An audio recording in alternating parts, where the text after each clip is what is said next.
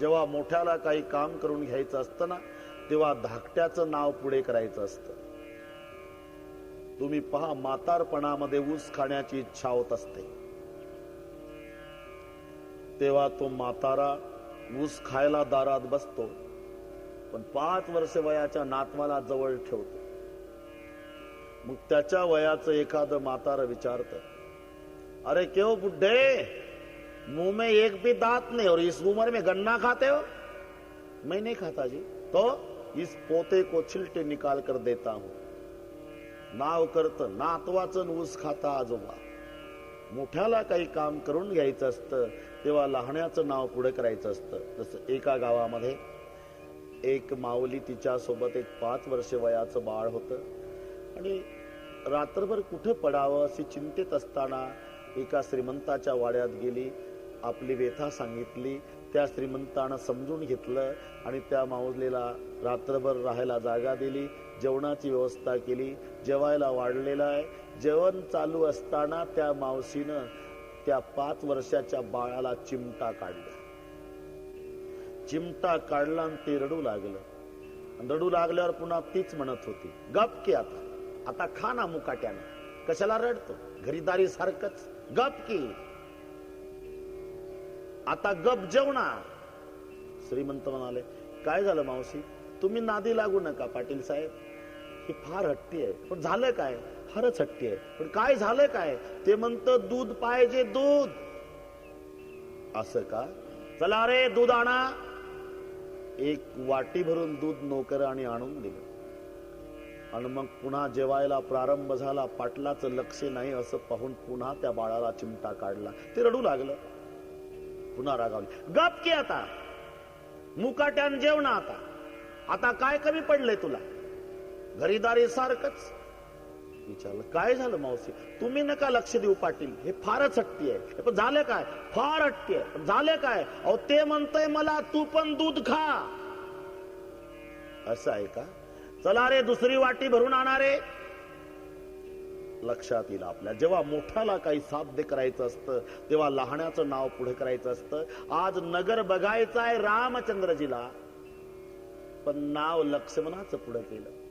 गुरुदेव, क्या राघव, मेरा छोटा भाई लखन नगर देखना चाहता है तो दिखा कर लाओ. जाओ राघव, जाओ. परवानगी मिळाली. एकही सूचना दिली नाही. सीधे सीधे जाना, सीधे सीधे आना, किसी के घर मत जाना, किसी के घर चाय पानी मत लेना, किसी के साथ बात नहीं करना, दंगा फसाद नहीं करना, एक भी सूचना नहीं. का? विश्वामित्रजीला माहित आहे माझा राम मर्यादा पुरुषोत्तम आहे, माझ्या रामाकडून मर्यादेचं उल्लंघन होणं शक्य नाही. एकही सूचना नाही. तुलसी जी कहते, भाई अगर राम के जगह कृष्ण होते तो पैर पकड़ पकड़ कर कहना पड़ता, बाबा सीधे सीधे जाना, किसी के घर मत जाना, लूट मार नहीं करना, दूसरे को चैन से जीने देना. ऐसा कहा जाता है. नंद बाबा के साथ भगवान कृष्ण मथुरा आए थे और मथुरा आने के बाद कृष्ण जी ने नंद बाबा को कहा था, बाबा क्या मुझे मथुरा गांव देखना है. मत जाओ बेटे कन्हैया, ये दुश्मन का गांव है, गोकुल नहीं, यहाँ तेरी शरारतें नहीं चलेगी. मुझे मथुरा का बाजार देखना है पिताजी. मत जाओ रे बेटा. नहीं पिताजी मुझे बाजार देख. मत जाओ कन्हैया, ये गोकुल नहीं बेटा, मुझे बाजार देखना है पिताजी. अरे मत जाओ बेटा, ये दुश्मन का गांव कंस का नगर मथुरा है, मत जाओ. मुझे बाजार देखना है पिताजी. मत जाओ कन्हैया, मैं अकेला नहीं पिताजी, तो मेरे साथ बड़े भैया बलराम जी है. मुझे मालूम है कन्हैया, वो तुम्हारे से बड़ा है लेकिन तुम्हारे इशारे पर चलता है. मत जाओ. मैं जाता हूं पिताजी. मत जाओ. मुझे बाजार देखना है. मत जाओ. मैं जाता हूं. मत जाओ. मैं जाता हूं. जाओ बाबा जाओ, जाओ, लेकिन सीधे सीधे जाना, किसी के साथ बात नहीं करना, किसी के घर नहीं जाना, बाजार में जाकर के कोई वस्तु नहीं खरीदना, मुझे खरीदना नहीं पिताजी, तो लूटना है। बस मुझे मालूम है कन्हैया तेरी आदत नहीं जाएगी बेटा, ये गोकुल नहीं रे मथुरा है। ये तो मर्यादा पुरुषोत्तम रामचंद्र जी है, एक भी सूचना नहीं, जाओ राघव। श्री राम आणि श्री कृष्ण दोनमध्ये फरक पहा, एक धर्म युग आहे, एक युग धर्म आहे। रामचंद्र धर्म युग आहे, कृष्ण भगवान युग धर्म आहे। दोघांमध्ये विरोधाभास आहे। राम आणि कृष्ण विरोधाभास, जसा 36चा आकडा आहे, 3चं तोंड पूर्वेकडे, 6चं पश्चिमेकडे। काही म्हणतील नाही महाराज आमच्या भागातलं 36 एकमेकाकडे पाहतं, मग ते 63 असेल, 36 पाहतच नाही। आणि जेव्हा 36 पाहू लागतं एकमेकाकडे तर लोक त्याला 36 म्हणणार नाही, 63 म्हणतील। तसं राम आणि कृष्ण विरोधाभास आहे। कुठून विरोध? नावापासून विरोध। राम शब्दामध्ये एकही जोड अक्षर नाही आणि कृष्ण शब्दामध्ये एकही सरळ अक्षर नाही। क ला अर्धा र, न ला अर्धा श असा वेल्डिंग केलेला आहे कृष्ण। राम सरळ आहे।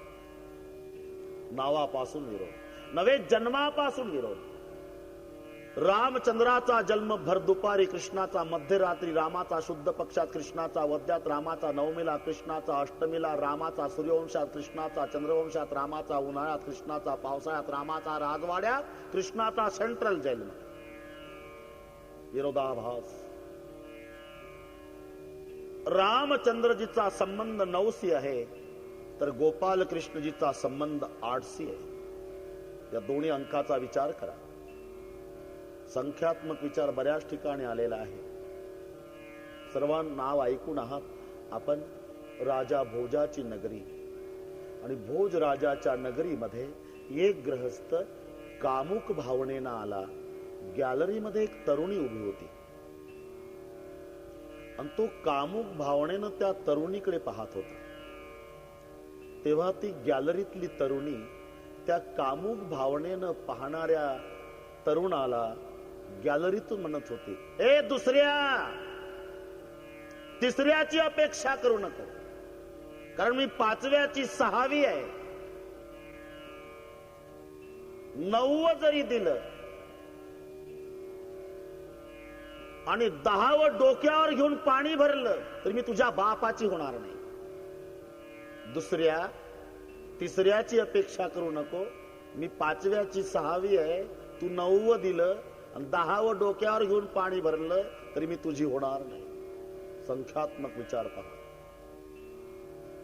12 राशीमध्ये 2 क्रमांकाची रास ऋषभ आहे। ऋषभ म्हणजे बैल। तिला हे म्हणायचं आहे, हे ऋषभा, हे दुसऱ्या, हे ऋषभा, आपल्या भाषेत हे बैला। संख्यात्मक विचार। तिसऱ्याची अपेक्षा करू नको, नाम मिथुन, कारण मी 5व्याची 6वी आहे। 5वी रास सिंह आहे आणि 6वी रास कन्या आहे। त्या तरुणीला सांगायचं आहे, बैला मी सिंहाची कन्या आहे, 5व्याची 6वी। 9 जरी दिलं, 9वी रास धनु आहे, तू धन जरी दिलं आणि 10वी कुंभ, मातीचं भांड डोक्यावर घेऊन माझ्या घरी पाणी भरलं, म्हणजे 9 जरी दिलं आणि 10वं डोक्यावर घेऊन पाणी भरलं तरी मी तुझी होणार नाही। हा संख्यात्मक विचार आहे। दुसऱ्या, तिसऱ्याची अपेक्षा करू नको, मी 5व्याची 6वी आहे, 9 दिलं, 10वं डोक्यावर घेऊन पाणी भरलं तरी तुझी होणार नाही। तसा संख्यात्मक विचार आहे। तसं रामचंद्र आणि कृष्णजीचा विचार पहा। कृष्णजीचा संबंध, गोपाल कृष्णजीचा संबंध 8सी आलेला आहे, तर रामचंद्रजीचा संबंध 9सी आलेला आहे। आणि सर्वांच्या परिचयाचे अंक आहे। एकच अंक मराठीत असा आहे की ज्या अंकाला गाठ नाही तो म्हणजे 8। बाकी सर्व अंकाला गाठ आहे। 1 ला वर गाठ आहे, 2 ला खाली गाठ आहे, 3 ला मध्ये गाठ आहे, 4 ला खाली गाठ आहे, 5 ला उजव्या साईडला गाठ आहे, 6 ला मध्ये गाठ आहे, 7 ला वर गाठ आहे, 9व्याला डोक्यावर गाठ आहे। बिगर गाठीचं 8 आहे, छत्रीच्या दांडीसारखं। गाठच नाही त्याला, गाठच नाही म्हणून तर गाठच नाही, गाठच नाही आणि म्हणूनच गाठच नाही। गाठच नाही ना म्हणून गाठ नाही। जगातला सर्वात मोठा अंक 9चा आहे, स्वतंत्र मोठा. 9 पेक्षा मोठा अंक जगात कोणताही नाही. काय म्हणतील महाराज, शेजारचं 10 नाही कळत का तुम्हाला? कळतं ना, 10 कळतं, पण स्वतंत्र मोठं नाही. 10 शून्याचा पाठिंबा घेऊन मोठं झालं. असं कोणाच्या बळावर तर कोणी मोठं होईल. मग शून्यानं घेतला पाठिंबा काढून तर 1 वर जाईल. जगातला स्वतंत्रपणे मोठा अंक 9 आहे. 9 आणि 2 अंकातली एक बारकाव्याविषयी मार्मिकता लक्षात घ्या. 8 मध्ये चढ उतार आहे, 9 मध्ये स्थिरता आहे. 9 कुठे फिरवा स्थिर आहे. 9 दुने 18, 8 आणि 1 9, 9 त्रिक 27, 7 आणि 2 9 चौक 36, 6 3 9 5 45, 5 आणि 4 9 6 54, 4 आणि 5 9 63, 6 3 9 8 72, 7 2 9 9 81, 8 आणि 1 9. सरळ नाही, आडवं सांगतो. 9 दुने 18, 8 आणि 1 18 दुने 36, 6 आणि 3 9, 36 दुने 72, 7 आणि 2 9, 72 दुने 144, 4 अधिक 4 अधिक 1 बरोबर 9. घरी जाऊन रात्रभर कागद काळे करा तरी 9. तुलसी कही स राम को क्यों न भजत निशंक, आदि अंत में एक है जैसा 9 का अंक. स्थिर आहे. 8 मध्ये चढ उतार आहे. 8 दुने 16, 6 आणि 1 7, 1 ने उतरला. 8 त्रिक 24, 4 आणि 2 6, पुन्हा 1 ने उतरला. 8 चौक 32, 3 2 5, 8 45, 4 0 4, 8 संग 8 12, वर जात खाली. चढ उतार आहे. तसं आवेश आहे, पलायन आहे. कृष्ण जीवनाचा विचार करा. 8चा अंक आहे. भगवान कृष्णाचा जन्म झाला तिथी अष्टमी, अवतार 8वा, देवकी मातेच्या पोटी क्रमांक 8वा, प्रगट झाला 8 वर्षाचा, पुढे कार्य केलं 8च स्वरूपात. बालकृष्ण, लाला कृष्ण, राधा कृष्ण, गोपाल कृष्ण, श्री कृष्ण, युगल कृष्ण, भगवान कृष्ण, योगेश्वर कृष्ण. 8 स्वरूपात कार्य. आवेश आणि पलायन आहे. कधी कधी भगवान कारण नसता भीष्माचार्यावर रथाचं तुटक चाक उचलून धावले.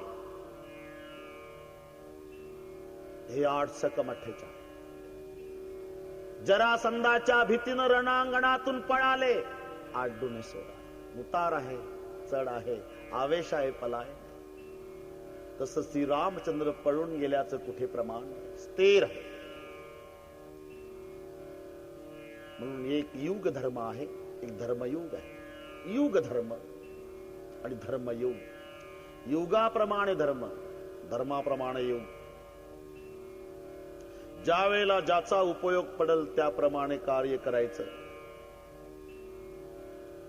पण रामचंद्रजी धर्मयुग आहे. एका शस्त्राचा वापर शेवटपर्यंत केला. बाण म्हणजे बाणच. पण या बाबानं तसं नाही. ज्या वेळेला जे सापडेल ते, कधी बासरीच वाजवली आणि कुठं शंखच वाजवला, जसं जमल तसं. अर्जुनाच्या रथावर शंख वाजवला तर गायी चारताना बासरी वाजवली. कधी सुदर्शन चक्राचा वापर, कधी अग्रपूजेचा मान मिळाला तर कधी हातात चाबूक घेऊन घोड्या हाकायला आणि घोड्याचा खरारा करायला लागला. कधी मल्ल युद्ध खेळला भगवान श्रीकृष्ण.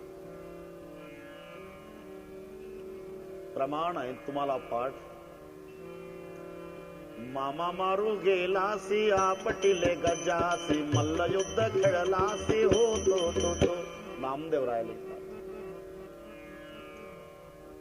मामा मारू गेलासी आपटिले गजासी, मल्ल युद्ध खेळलासी हो तो भगवान कृष्ण मल्ल युद्ध खेळ. ज्या वेळेला जसं जमल तसं. म्हणून एक युग धर्म आहे, एक धर्मयुग आहे. मर्यादा पुरुषोत्तम रामचंद्र.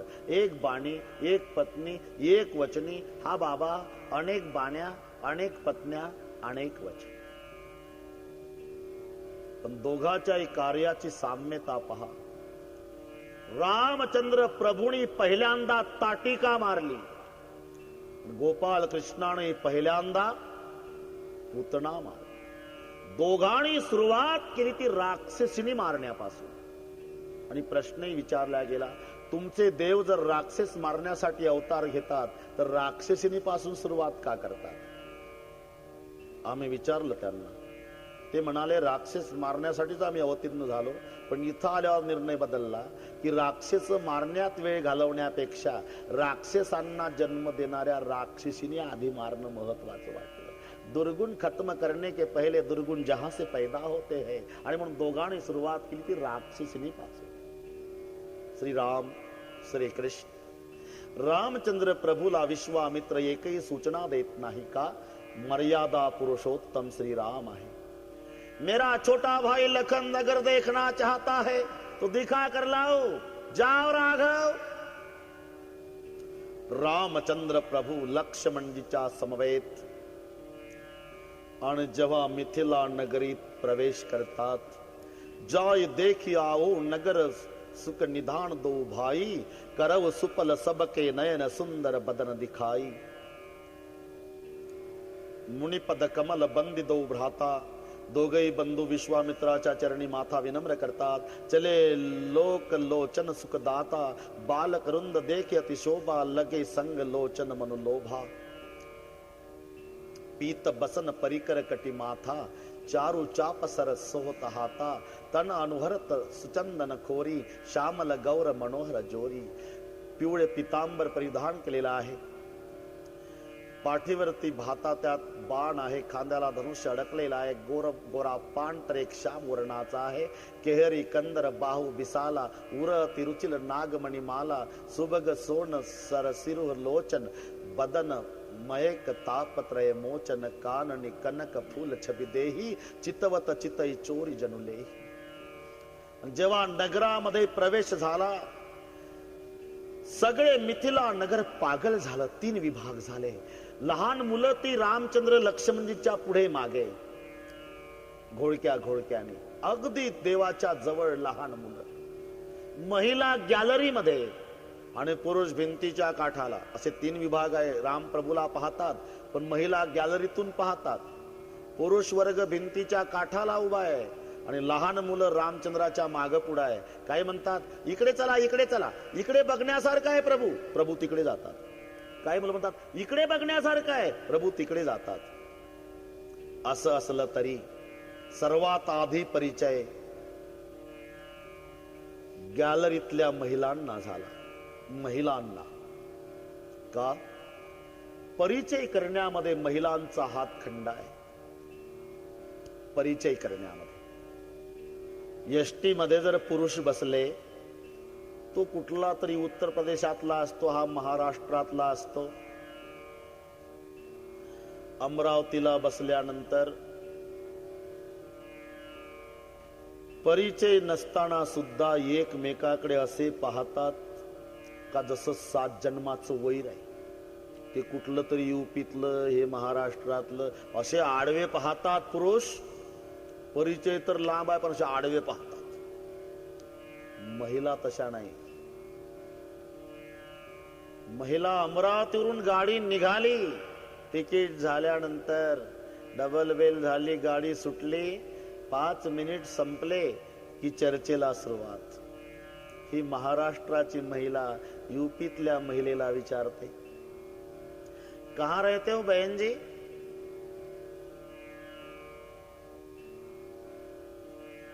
उत्तर प्रदेश.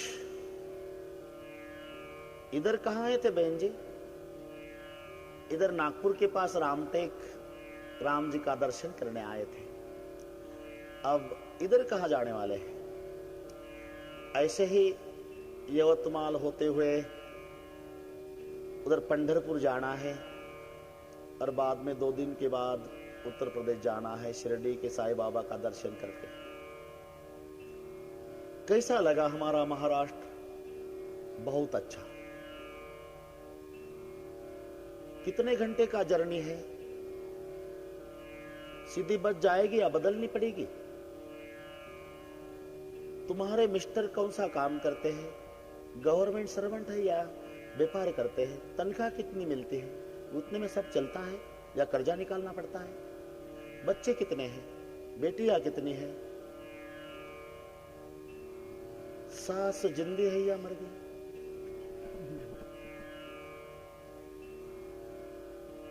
इतने में नेर का स्टॉप आ जाता है। तो महाराष्ट्र की बहन, अच्छा बहन जी अभी 5 मिनट में मैं उतरने वाली हूं, क्या भगवान ने आपकी भेंट करवाई, मुलाकात हो गई, आपके पास समय नहीं है, लेकिन बातों बातों में परिचय हो गया। बहन जी मैं उतरने वाली हूँ, ये मेरा एड्रेस कार्ड, दोबारा कभी अमरावती की ओर आओगी तो मेरे गरीब के घर आ जाना। महिलाओं की मजल यहां तक चली जाती है, पुरुष की नहीं। परिचय करण्यामध्ये हातखंडा महिलांचा आहे, पुरुषांचा। आणि म्हणून गॅलरीतल्या महिला, मिथिला नगरीतल्या रामचंद्राची चर्चा गॅलरीत चाललेली आहे। एक दुसरीला म्हणत होती, कहू सखी असको तनुधारी, जो न मोह यह रूप निहारी, कहू सप्रेम बोली मृदु बाणी, जो मैं सुना सो सुनऊ सयानी, ये दो दशरथ के ढोटा, बल मराल के कल जोटा, मुनि कौशिक मख के रखवारे, जिनरन अजिर निशाचर मारे, श्याम गात कल कंज बिलोचन, जो मारिच सुभुज मृदु मोचन, कौसल्या सुत सो सुख खाणी, नाम राम धन सायक पाणी। वर गॅलरीत चर्चा चाललेली आहे। हे पुढे पुढे चाललं की नाही, महिलांची चर्चा। हा पुढे पुढे श्याम वर्णाचा यानं ताटेकीला मारलं, सुभाऊला मारलं, मारीचीला 400 कोस पाठवलं, अहिल्याचा उद्धार केला, कौसल्या पुत्र श्याम वर्णाचा राम त्याचं नाव। आणि त्याच्या मागे मागे आहे ना, गौर किशोर बेशुबर काछे, करसर चाप राम के पाछे, लक्ष्मण नाम राम लघु भ्राता, सुनु सखी तासु सुमित्रा माता। ही गॅलरीतली चर्चा। हा पुढे चालला, हा कौशल्येचा पुत्र राम आहे, आणि हा गौरवर्णी माग माग चाललाय ना, तो सुमित्रेचा पुत्र लक्ष्मण आहे। परिचय महिलांना झाला। पुरुष भिंतीच्या काठाला उभे आहे, लहान मुलं इधर चलो, कोई बोलतो इधर चलो, कोई बोलतो इधर चलो, असं करता करता सीतामाईच्या महालाच्या सामोरून जात आहेत। सखी वरच्या मजल्यावरच्या गॅलरीत उभी आहे, आणि त्या सखीनं बघितलं ना आत पळत गेली। जानकी जानकी जानकी, क्या सखी, 2 राजकुमार आए हैं, 2 राजकुमार, बहुत सुंदर है, बहुत सुंदर। तूने देखा क्या, पूरा नगर पागल हो गया है, लेकिन तूने देखा क्या? नहीं। क्यों? मैं कैसे देख सकती, मैं ऊपर हूं, वो नीचे से जा रहे। सीतामाईनं सांगितलं, तू असं कर, गॅलरी मध्ये उभी राहा, आणि ते खालून येतात ना, हा अक्षदान फुलं त्यांच्या डोक्यावर वरून टाक, मग काय पडतंय म्हणून ते वर बघल, आणि मग कसं देखणं आहे ते सांगायला आत ये म्हणा। सीतामाईची युक्ती पहा। सखीला गॅलरीत उभी केली, रामचंद्र आणि लक्ष्मणजी खालून जात आहे। सखीनं वरून अक्षदा आणि फुलं टाकली, अक्षदा फुलं टाकल्यावर प्रभूनं वर बघितलं, आणि वर बघितल्यावर जेव्हा मुखचंद्र बघितला प्रभूचा, पागल झाली, पागल। सखी पागल झाली, आतमध्ये आली। बहुत सुंदर है सीता, वो 2 राजकुमार बहुत सुंदर है, बहुत सुंदर। कितने सुंदर, बहुत सुंदर, कितने सुंदर है, बहुत सुंदर है। तूने देखा है ना? देखा है। तो कितने सुंदर है मैं बता नहीं सकती, और देखा तो है ना, देखा है सीता, लेकिन नहीं बता सकती। क्यों? जिस आंखों ने देखा है ना, उस आंख को जबान नहीं, और जबान बोल सकती है ना, वो अंधी है, उसने राम देखा नहीं। ज्या डोळ्यानं श्रीरामाला बघितलं ना सीते, त्या डोळ्याला बोलता येत नाही ग, आणि ज्या जिभेला बोलता येत ना, ती जीभ आंधळी आहे, तिनं रामचंद्र बघितला नाही. सर्वांना दर्शन देऊन प्रभू रामचंद्राने मिथिला नगरवासियांना कृतार्थ केलं. आणि मग लक्ष्मणजीला सांगतायत, लखन चलो, संध्या का समय हुआ है, समय पर अगर नहीं गए तो गुरुदेव को गुस्सा आ जाएगा, चलो. जासु त्रास डर कहू डर होई, भजन प्रभाव देखावत सोई, कई बातें मृदु मधुर सुहाई, किए विदा बालक बरियाई. अच्छा बच्चे लोग, हम चलते हैं. आले. प्रभु विश्वामित्र जीला प्रणाम करतात.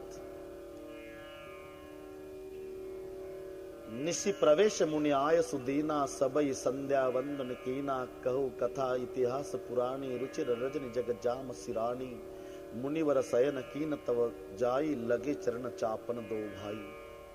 संध्या कर्म झालं, फलाहार झाला. विश्वामित्रजींनी काही कथा सांगितल्या. राम लक्ष्मण श्रवण करतात. आणि मग राम लक्ष्मण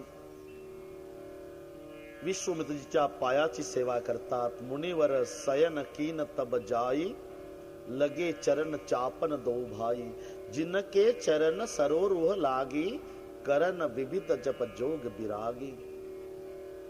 ते दो बंधु प्रेम जनु जीते, गुरुपद कमल पलोटत प्रीते. बार बार मुनि आज्ञा दीनी, रघुवर जाई शयन तब कीने. अरे जाओ जाओ जाओ, शयन करो राघव, शयन करो लखन. रघुवर जाई शयन तब कीने. मग चापत चरण लखन उरलाय. मग लक्ष्मणजी प्रभूच्या पायाची सेवा करू लागले. त्यावेळेला प्रभूला म्हणाला, जाओ लखन शयन करो. झोपण्याचा क्रम होता. आधी विश्वामित्र, नंतर रामचंद्र, मग लक्ष्मणजी. पण जाग व्हायचा क्रम, आधी सर्वात आधी लक्ष्मणजी जाग व्हायचे, नंतर रामचंद्र जागे व्हायचे, आणि मग सर्वात शेवटी विश्वामित्र जागे व्हायचे. उठे लखन निसी बिगत सुनी, अरुण नसी खाधुनी कान, गुरु ते पहले ही जगतपती जागे राम सुजान. लक्ष्मणजी जागे झाले, श्रीराम जागे झाले, गुरुदेव जागे झाले. स्नानादी कर्म आटोपलं. आणि मग रामचंद्रजी सांगतायत गुरुदेवाला, गुरुदेव आम्ही जनक महाराजींच्या पुष्पवाटिकेमध्ये जाऊन तुमच्याकरता पूजेसाठी फुलं आणू. जाओ राघव. राम लक्ष्मणजीला परवानगी मिळाली. राम लक्ष्मण दोघेही भाऊ फुलं आणण्यासाठी पुष्पवाटिकेमध्ये येतात. इकडे माता सुनैना सीता माईला सांगते, सीता पुष्पवाटिकेमध्ये गौरी पूजन करण्यासाठी तू जा. 8 सखीच्या समवेत तिकडनं सीता येत आहे.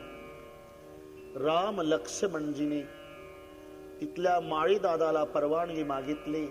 माळी दादाने परवानगी दिली आणि रामचंद्र प्रभू बागेमध्ये फुलं तोडायला येतात. इकडे आपल्या 8 सखी समवेत सीतामाई आलेल्या आहेत. तेही अवसर सीता तह आई, गिरिजा पूजन जननी पठाई, संग सखी सब सुभग सयानी, गावय गीत मनोहर बाणी. राम लक्ष्मण फुलं तोडत असताना इकडे सीतामाई आपल्या 8 सखीच्या समवेत आलेल्या आहे. 2 सख्या पुढे, 2 मागे, 2 डावीकडे, 2 उजवीकडे. सर्वात पुढे एक सखी होती. त्या सखीचं लक्ष गेलं सर्वात पुढे असणाऱ्या, आणि तिनं फुलं तोडणारे राम लक्ष्मण बघितले आणि पळत आली सीतामाईकडे. जानकी गौरी पूजन बाद में, जिन्होंने 2 राजकुमारों ने पूरा नगर पागल किया कल, वो दोनों आए हैं. देखन बाग कुंवर दो आए, बय किशोर सब भांति सुहाए. श्याम गौर किमि कहो बखानी, गिरा अनयन नयन बिनुबानी. एक श्याम वर्णाचा आहे, एक गौरवर्णीय आहे. चलो, एक लक्षात घ्या, आताची सीता साधक आहे. ही सखी सद्गुरु आहे आणि रामचंद्र तिचं साध्य आहे. साधक, सद्गुरु आणि साध्य. सद्गुरूच्या भूमिकेतली सखी सीतामाईला सांगू लागली, देखन बाग कुवर दो आहे. रामचंद्र आणि लक्ष्मण बगीचा बघायला आले होते की फुलं तोडायला? मग फुलं तोडायला आले असताना ही सखी देखन बाग कुवर दो आहे असं का म्हणते? फुलं तोडायला दोघं आले असं का नाही सांगत? याचं कारण आहे, परमात्म्याचं महत्व कमी होणार नाही याची काळजी सद्गुरू घेत असतात. सद्गुरूच्या भूमिकेतल्या सखीला वाटलं जर आपण म्हणावं फुलं तोडायला दोन राजकुमार आलेले आहे, तर सीतेचा गैरसमज होईल. जे स्वतः फुलं तोडायला येतं, ज्याच्याजवळ नोकर चाकर नाही, तो कशाचा राजकुमार?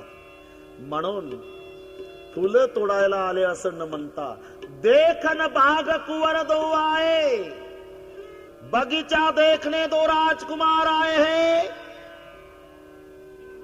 गौरी पूजन बाद में करो, चलो पहिले राघव तो देख लो.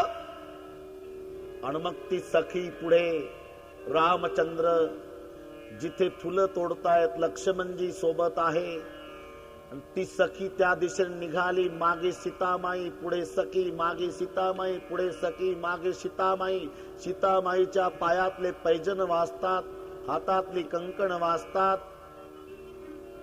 कंकण किंकिनी नृपुर धुनी सुनी, कहत लखन सन राम हृदय गुणी. मानव मदन दुदुम्बे देने मनसा विश्व विजय कह कीन. रामचंद्र कहते हैं लखन ये किसकी आवाज है? हमें तो लगता है कि स्वयं कामदेव तो अपने पास नहीं आ रहा. कहाँ की आवाज है? किसकी आवाज है? कौन आ रहा है? कटी मेखला आहे, पायात पैजण आहे, हातात कंकण आहे सीतामाईच्या. कंकणाचा आवाज, नृपुरांचा आवाज, आध्यात्मिक तत्वाचा विचार करताना या तिन्हीशी आध्यात्मिक तत्व जोडलेलं आहे. आध्यात्मिक तत्व हा पायातली नृपुर म्हणजे सदाचार आहे, हातातली कंकण म्हणजे समर्पण आहे, आणि कटी मेखला म्हणजे संयम आहे. कटी मेखला संयम, हातातले कंकण समर्पण आणि पायातली नृपुर सदाचार. जिच्या आचरणाचा आवाज परमात्म्याच्या कानी जातो याला म्हणता सदाचार. कौन आ रहा है? किसकी आवाज है? सखीनं लांबून दाखवून दिलं. जानकी ओ राघव है इतकं दाखवून बाजूला झाले. का? सद्गुरूनं साधकाला साध्य दाखवून दिलं की सद्गुरूचं काम संपलं. लिखा लिखी की बात नहीं, देखा देखी की बात. दुल्हन को दूल्हा मिल गए, फिकी पडी बरात. तोपर्यंत मुलाच्या बापाचे वर पक्षाच्या मंडळीचे रुसवे फुगवे चालतात. आम्हाला पहिल्या पंक्तीला का जेवायला दिलं नाही, आम्हाला आधी नमस्कार का नाही केला, आम्हाला आधी फेटा का नाही बांधला. एकदा लग्न लागलं, शेवटचं मंगलाष्टक झालं म्हणजे हे चालत गेलं का ट्रॅक्टरनं गेलं की बिगर चपलाचं डांबी रोडनं गेलं याला कोणी विचारत नाही. का? लिखा लिखी की बात नहीं, देखा देखी की बात. दुल्हन को दूल्हा मिल गए, फिकी पडी बरात.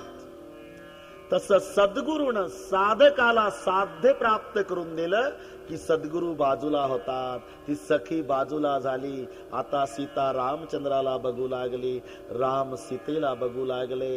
रामचंद्र म्हणतायत लखन वही जानकी है जिसके लिए धनुर्यज्ञ चल रहा है, वो जनक जी की बेटी है. देखो कितना सुंदर रूप है. रामचंद्र लखन लाल को कहते हैं तात जनक तनया यह सोई, धनुष यज्ञ जिहि कारण होई, धनुष यज्ञ जिहि कारण होई. सास बिलाय की अलौकिक शोभा, सहज पुनीत मोर मन शोभा, सहज पुनीत मोर मन शोभा, सहज पुनीत मोर मन शोभा. लखन तहत जनक तनया यह सोई धनुष जग जही कारण होई पूजन गौरी सकीले आई करत प्रकाश फिर फुलवाई। यही है, यही जाण की है। इकडे सीतामाईची दशा डोळे बंद केलेले आहे। सखी कहते क्यों देख लो ना राघव को, नहीं मेरी सफर समाप्त हुई। पापण्या हलतात प्रत्येकाच्या जीवनभर का त्या प्रभू दर्शनाला आसुसलेल्या आहे। लक्षात, तुम्हाला जर स्टँडवर जायचं असेल पायी तर पाय हलतात की नाही, डावा पुढे उजवा पुढे, मग डावा पुढे उजवा पुढे, डावा पुढे उजवा पुढे असं करीत करीत स्टँडवर गेला तुम्ही। स्टँडवर गेल्यावर तुम्ही बाकड्यावर बसला, मग डावा उचलतं उजवा उचलतं असं करताय का कोणी? नाही का? आता स्टँड गाठलं, पायाचं हालणं थांबलं। अशा पापण्या का हलतात? प्रभू दर्शनाचा प्रवास चालू आहे, प्रभू दर्शनासाठी आसुसलेल्या आहे। सीतामाई म्हणाल्या आता माझ्या पापण्यांचा प्रवास संपला, दर्शन झालं म्हणून डोळे बंद। बराच वेळ झाला तेव्हा सखी म्हणाली चलो चलो जानकी, गौरी पूजन करने चलो, ये लोग कल भी आएंगे, चलो। लखन जी कहते हैं मेरी तरफ तो देखा ही नहीं माताजी ने। अंतर आम्ही सीतामाईनं भाऊक दृष्टी लक्ष्मणजीवर बागेत टाकलेली आहे आणि मग सीता माता सखी समवेत गौरी पूजन करण्याच्या उद्देशानं गौरी मातेजवळ स्नानादी कर्म आटोपलं सरोवरामध्ये आणि स्नान करून गौरीचं पूजन आणि गौरीचं स्तवन सीतामाई करत आहे। जय जय गिरिवर राज किशोरी, जय महेश मुख चंद चकोरी, जय गजवदन षडानन माता, जगत जननी दामिनी दुति गाता, नहीं तव आदि मध्य अवसाना, अमित प्रभाव वेदु नहीं जाना, भव भव विभव पराभव कारिणी, विश्व मोहनी सोमस विहारी। गौरीचं स्तवन, गौरी पूजा, गौरीची स्तुति, एक बार सब जन मां सीता के साथ गौरी का स्तवन करेंगे, सब जन। मां काली ने कल्याणी उमा, जाजू जाजू गमाया। मां काली ने कल्याणी उमा, जाजू जाजू गमाया। मां काली ने कल्याणी उमा, जाजू जाजू गमाया। मां काली ने कल्याणी उमा, जाजू जाजू गमाया। मां काली ने कल्याणी मुमा, जाजू जाजू गमाया। मां काली ने कल्याणी मुमा, जाजू जाजू गमाया। मां काली ने कल्याणी उमा, जाजू जाजू गमाया।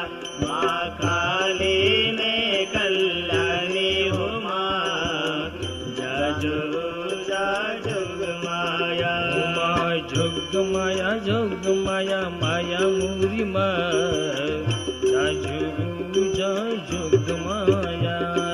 काली ने कल्याणी हो माँ, जाजू जाजू गमाया। मान सारे वेद माव खानी वो माँ, जाजू जाजू गमाया।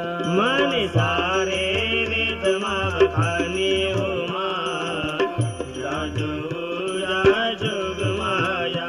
मन सारे युग माव खानी वो माँ, जाजू जाजू गमाया। मन सारे युग माव खानी मोरी माँ, जाजू जाजू गमाया। माई पहिला युग माव खानी मोरी माँ, जाजू जाजू गमाया।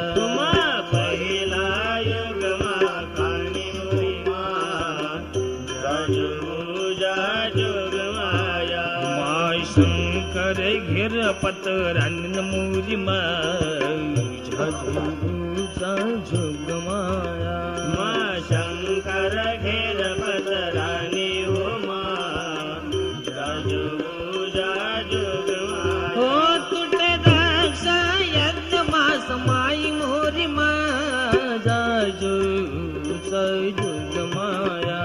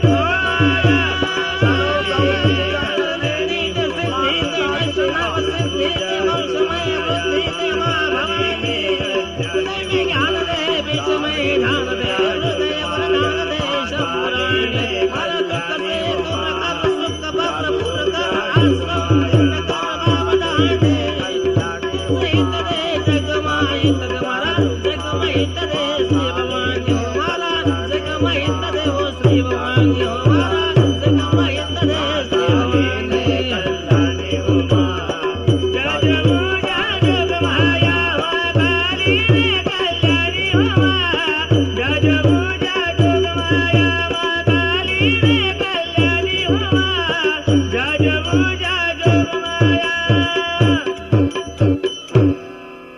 गौरी पूजन, गौरी स्तवन। गौरी माँ डोलने लगी, बहुत प्रसन्न हुई गौरी माँ और डोलने लगी। गौरी माता सीता माँ को शुभ शकुन होने लगे, बाम अंग फरकने लगे। बाम अंग पुरुष का दाया और महिलाओं का बाया अंग फरकने लग गया तो समझ लेना शुभ शकुन है, लेकिन फरकना चाहिए 2 मिनट के लिए। जिसका आधे आधे घंटे तक फरकता है समझ लेना वो चमड़े की बीमारी है, अस्पताल जाओ, वो शुभ शकुन नहीं हो सकता। बाम अंग फरकने लगे। सुनु सिय सत्य आशीष हमारी, पूज ही मन कामना तुम्हारी।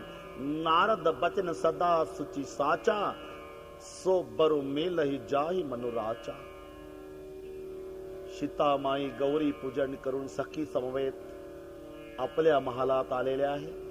इकडे राम लक्ष्मण फुलं घेऊन विश्वामित्रजीकडे आलेले आहे।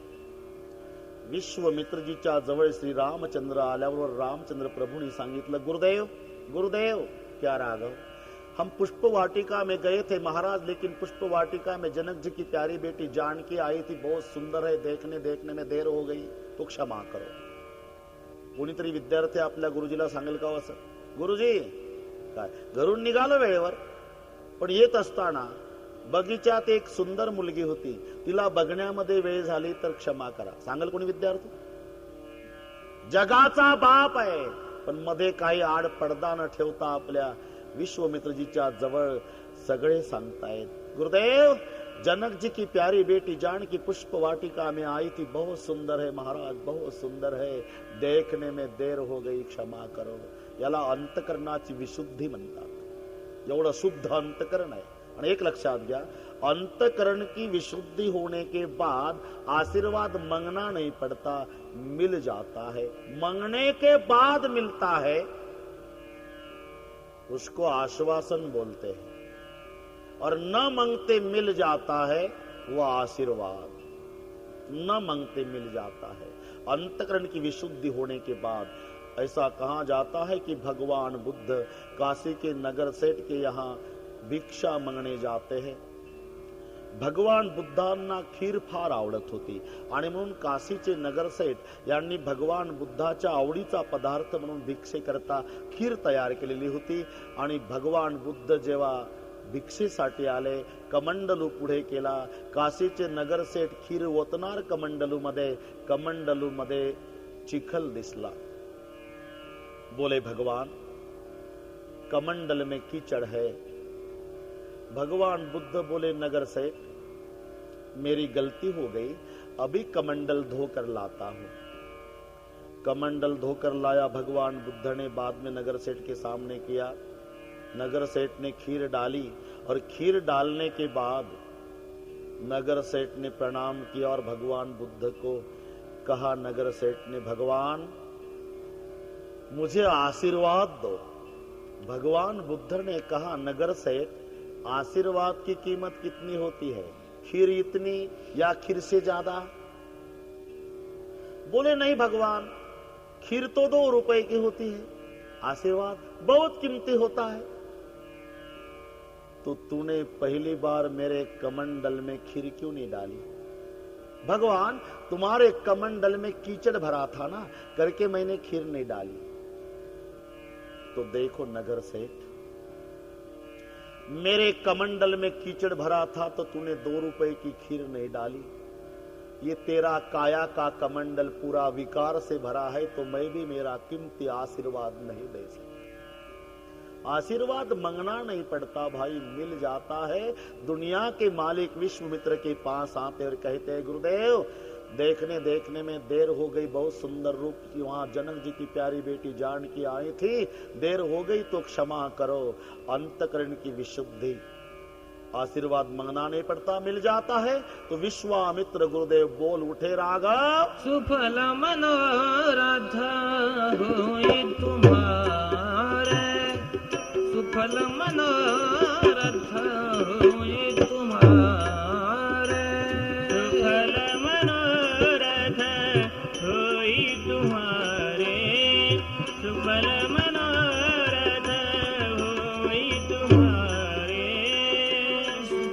मनोरथ होई तुम्हारे, सुफल मनोरथ होई तुम्हारे, सुफल मनोरथ होई तुम्हारे, सुफल मनोरथ होई तुम्हारे।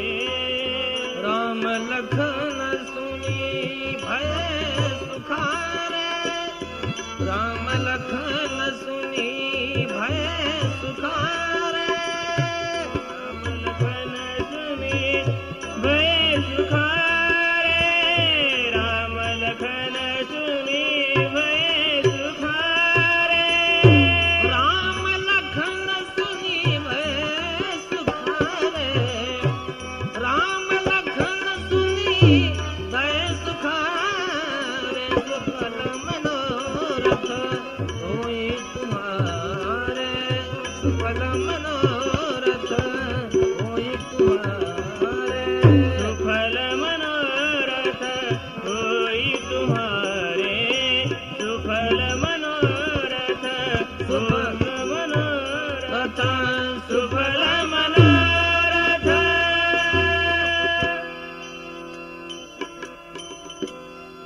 सुफल मनोरथ होई तुम्हारे तुम्हारे। जर रामचंद्रालाच आशीर्वाद द्यायचा होता तर एक वचनी क्रियापद पाहिजे होतं, सुफल मनोरथ होऊ तुम्हारा।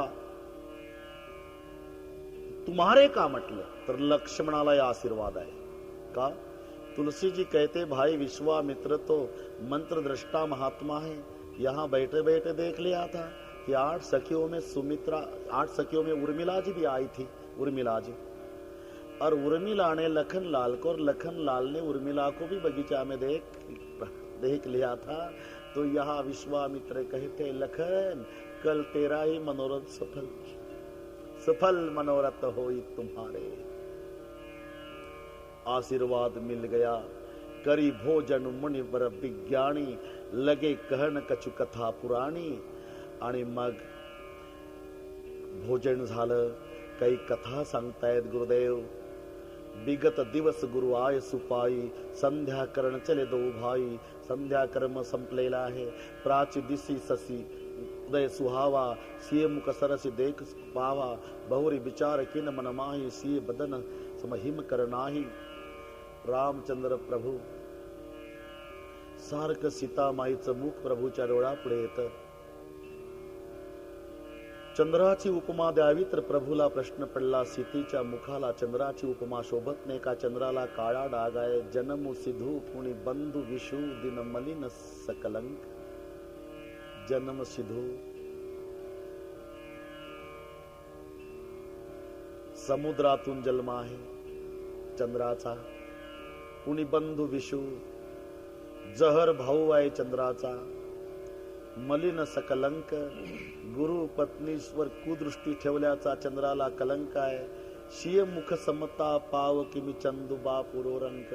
म्हणून चंद्र उपमेला कमी पडतो का? चंद्राला काळा डाग आहे, चंद्राचा जन्म समुद्रात आहे, चंद्राचा भाऊ जहर आहे, चंद्राला कलंक आहे। म्हणून चंद्राची उपमा सीतामाईला कशी द्यावी? प्रभू रात्रभर चिंतन करतायत। इकडे रामचंद्र प्रभू आणि लक्ष्मण गुरुदेवाचे पाय चपतात, तेव्हा गुरुदेव विश्वामित्र सांगतायत जाओ राघव लखन जाओ शयन करो। आणि मग रामचंद्र आणि लक्ष्मणजी दोघेही भाऊ आपल्या शयन कक्षात येतात। रामचंद्र प्रभू पहुडले असताना लक्ष्मणजी पायशाकडे बसले आणि श्री रामाची पावला आपल्या मांडीवर घेतली, पाय चपू लागले लक्ष्मणजी। तेव्हा प्रभू सदा जाओ लखन शयन करो, सेवा करने दो भैया। सेवा करता करता मध्य रात्र झाली, प्रभूला झोप लागली। लक्ष्मणाच्या मांडीवर प्रभूची पावलं आहे। काय झालं कोणास माहित? एक आहे की प्रभू मध्यरात्री झोपलेले असताना लक्ष्मणजी रडू लागला। इतका रडतोय लक्ष्मणजी, इतका रडतोय की अश्रू वाहू लागले। खाली पडतात प्रभूची पावलं मांडीवर असल्यामुळे टप टप टप लक्ष्मणाचे अश्रू प्रभूच्या पावलावर गरम अश्रू पडल्यानं प्रभूला जाग आली। प्रभू उठून बसले, पाहता तर लक्ष्मण रडतोय। आई लेकराला जवळ घेत तसं प्रभूने लक्ष्मणजीला जवळ घेतलं। लेकरू आईला बिलगतं तसं लक्ष्मण प्रभूला बिलगला। प्रभूच्या खांद्यावर मान टाकून लक्ष्मणजी रडतायत, प्रभू पाठीवून हात फिरवतात। सचिंत झाले प्रभू, चिंतातूर विचार करतात। लखन लखन लखन भैया आधी रात हो गई, तबीयत बिगड़ गई क्या? नहीं भैया। अरे तो रोता क्यों, सोता क्यों नहीं? आधी रात हो गई, तबीयत अच्छी नहीं क्या लखन? बहुत रो रहा लखन। अरे क्यों रो रहे हो लखन, क्यों रो रहे हो? हुआ क्या? भरत की याद आती है क्या? नहीं भैया। शत्रुघ्न की याद आ रही? नहीं भैया। गुरुदेव की याद आती क्या? नहीं भैया। अरे तो क्या कैकेयी माँ की याद? नहीं भैया। तो क्या सुमित्रा माँ की याद आ रही क्या लखन? नहीं भैया। तो माँ कौशल्या की याद आई क्या? नहीं भैया। तो क्या पिताजी की याद आई? मैं तुम्हारी कसम खा के बोलता हूं भैया, आप ही मेरे माँ बाप हो, और आप मेरे साथ होने के बाद दुनिया के किसी माँ बाप की याद मुझे नहीं आती। अरे तो रोता क्यों? मैं इसलिए रो रहा हूं भैया, मुझे भविष्य दिखाई दे रहा है। क्या? मेरा विश्वास हो गया भैया, कल धनुष तुम्हारे हाथों से टूटेगा। और ये तो खुशी की बात है। आगे की सुनो भैया, धनुष तुम्हारे हाथों से टूटेगा तो सीता आपको माला पहनाएगी। हाँ। वो तुम्हारी पत्नी बनेगी। हाँ। वो मेरी भाभी होगी। हाँ। और कल मैं चरण सेवा करने आऊंगा ना भैया, तो भाभी दरवाजे पर रोकेगी, मत आओ लखन, चरण सेवा का पूरा अधिकार मेरा है, तुम्हारा नहीं। खबरदार, आज से मत आना।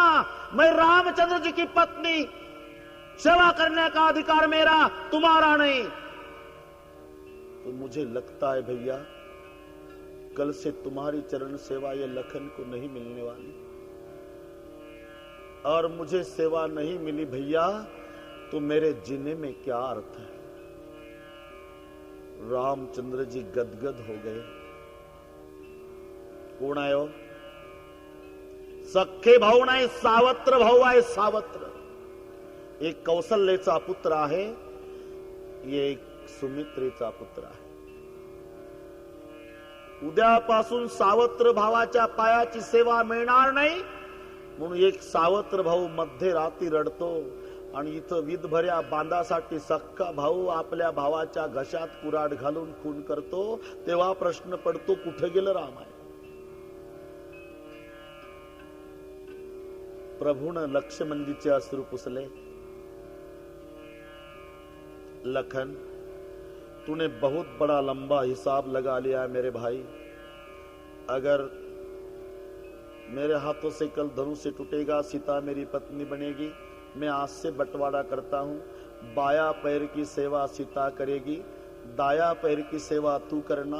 और जिस दिन आप दोनों हाजिर नहीं रहोगे, तो दोनों पैर की सेवा मेरा अकेला हनुमान करेगा। रात्रीचा वाटप झाला तेव्हा लक्ष्मण झोपला। सकाळी लक्ष्मणजी उठले, मग रामचंद्रजी उठले, मग विश्वामित्रजी, स्नानादी कर्म आटोपलं। इकडे जनकजीनं हा पण ठेवण्याचं एक कारण आहे। धनुष्य महाराज जनकजीकडे, आणि जनकजी त्या धनुष्याची पूजा करत असे, जे धनुष्य 10,000 मल्लांच्या द्वारा ओढत आणलेलं आहे। त्या धनुष्याची नियमान पूजा राजे जनक करत असायचे, आणि धनुष्याजवळची जागा सारवायचं काम सीतामाईचं होतं। दररोज माई सीता जागा सारवून काढायच्या आणि जनकजी पूजा करायचे। एक दिवस जनक राजे पूजेला आले आणि जनकजीनं दृश्य बघितलं, चकित झाले। का? धनुष्याच्या खाली सारवलेलं होतं।